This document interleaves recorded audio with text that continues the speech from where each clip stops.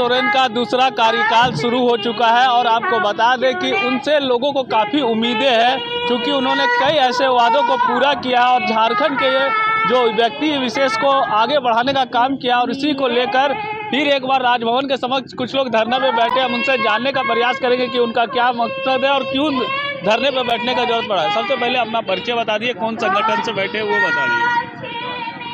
मेरा नाम है बार सिंह मुंडा, खूंटी से। संगठन क्या है?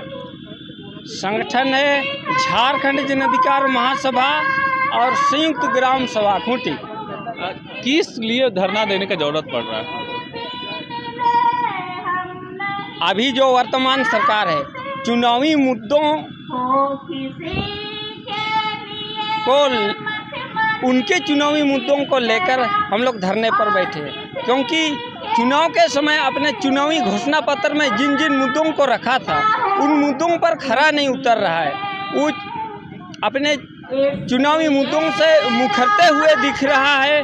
जो आदिवासी हितों पर काम करना चाहिए उन पर काम ना करके आदिवासियों के अहित पर काम करने की दिशा में दिख रहा है, जिसके कारण यहाँ पर धरना देने की जरूरत पड़ रहा है।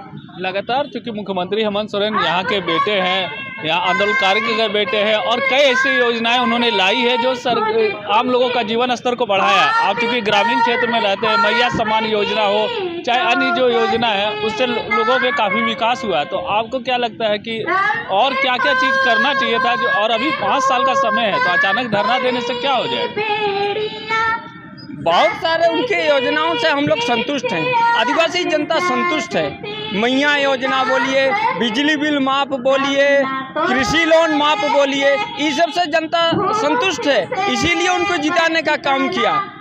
अब इधर जैसे इस शराब नीति और बाहरी कंपनियों से मिलता हुआ दिख रहा है, जिससे हम सभी आदिवासी जनताओं को, चाहे झारखंड के जनताओं को कुछ आशंका है कि यहाँ पर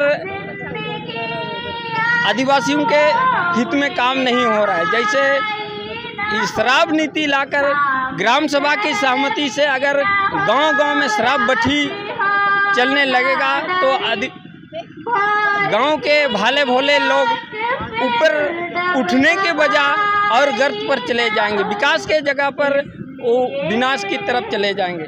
इसलिए हम लोग को तो इसके लिए तो ग्राम सभा से परमिशन लेना है, और ग्राम सभा तो आप लोग बैठिएगा तभी ना पास होगा।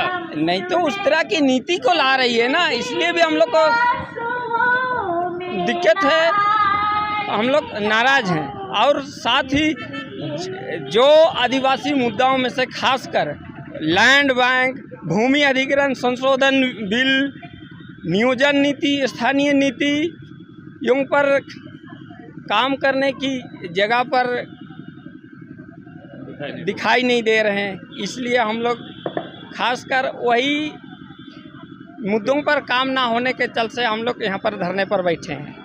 तो कई ऐसे मुद्दे और कई ऐसे वादे थे चुनाव में किए गए थे जिसको लेकर आदिवासी जनता काफ़ी उत्साहित थी। वो अभी चूंकि सरकार बना है और अभी 5 साल का कार्यकाल है उसमें पूरा करना है, लेकिन अभी से ही लोग अधीर हो रहे हैं और धरने पर बैठकर अपनी मांगों को रख रहे हैं। सहयोगी रिजवान के साथ मैं संजीत झा, कोयलांचल संवाद, रांची।